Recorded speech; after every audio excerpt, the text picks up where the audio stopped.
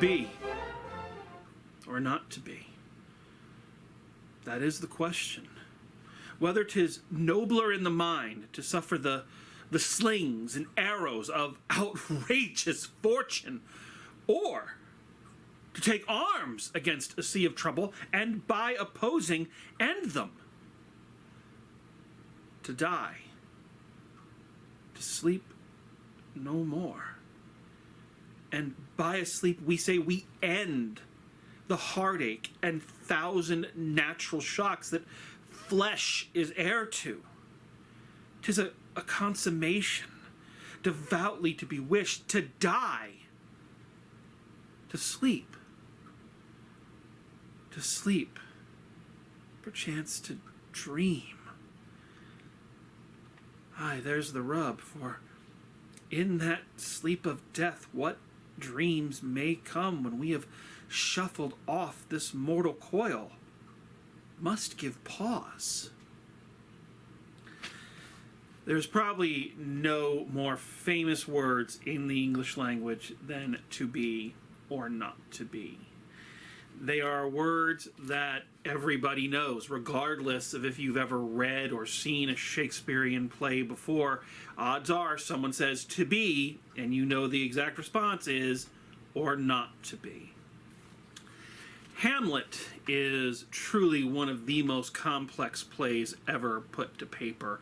It is the play that Shakespeare is probably the most remembered for, this or Romeo and Juliet, as it really was the first portrait of the mental makeup of a modern man, and that is a tongue twister worthy of Shakespeare.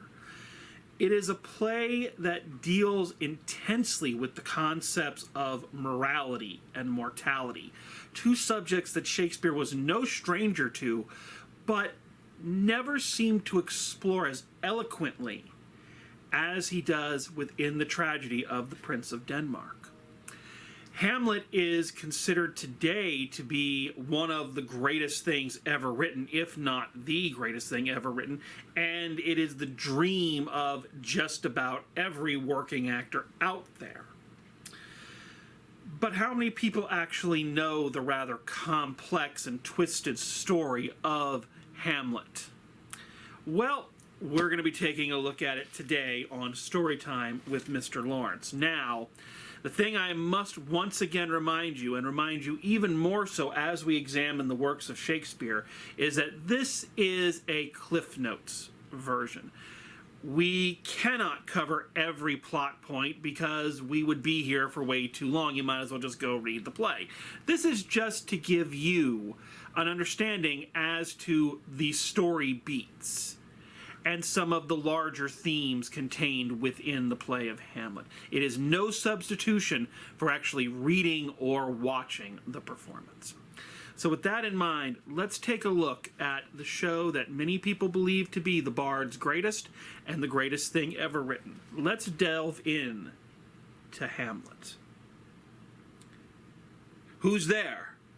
Nay, answer me. Stand and unfold yourself. Hamlet is a prince of Denmark, who, while away at university, receives word that his father, the king, has unexpectedly passed away. In deep mourning, Hamlet returns to Denmark for his father's funeral, only to find that he seems to be the only one who misses the old guy, as everyone else has moved on fairly quickly, including his mother, Queen Gertrude, who has already remarried, and she has married his father's brother, Claudius, who is now the king. While trying to take in all of this information, he's delivered another bombshell. His best friend Horatio comes to him and tells him that the ghost of Hamlet's father has been seen wandering the battlements of the castle at night. That night, as Hamlet waits, the ghost of his father does indeed appear, and he informs Hamlet that he was murdered by Hamlet's uncle Claudius, and that now it is Hamlet's responsibility to take revenge for his father's death. However, before Hamlet feels comfortable taking his revenge on his uncle, he must first prove that what the ghost has told him is true. And so he sets up a variety of elaborate plans in an attempt to prove his uncle's guilt. These plans include pretending to be insane under the belief that Claudius will lower his guard and reveal his evil plans in front of him. And when that doesn't work, Hamlet hires a troupe of actors to recreate the murder on stage for the entertainment of the court, knowing that Claudius will be so guilt-ridden he will show his hand. Now convinced of Claudius's guilt, Hamlet spends a lot of time going back and forth on if he should actually take revenge. Is it morally right to take revenge? When is the best time to take revenge? Confused and disoriented, Hamlet confronts his mother, Gertrude, accusing her of all manner of harshness. As they have their discussion, Hamlet hears a rustling from behind the curtains. Believing it to be the king hiding and listening in, Hamlet blindly stabs into the curtain, only to pull it back and find that it was not the king, but in fact the king's aide, Polonius. Okay, so what happens next is kind of this big rigmarole where Hamlet is banished. He goes away on a ship. The ship's attacked by pirates. Somehow Hamlet makes his way back.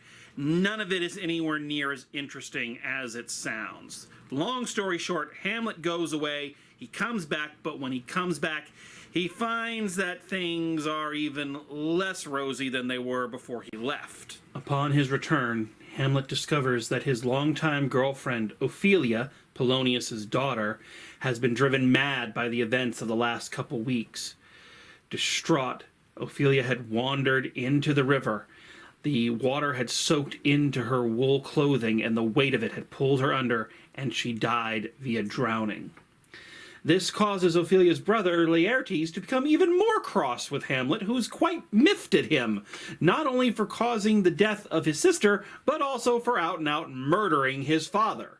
Over Ophelia's grave, Laertes challenges Hamlet to a duel, which Hamlet accepts.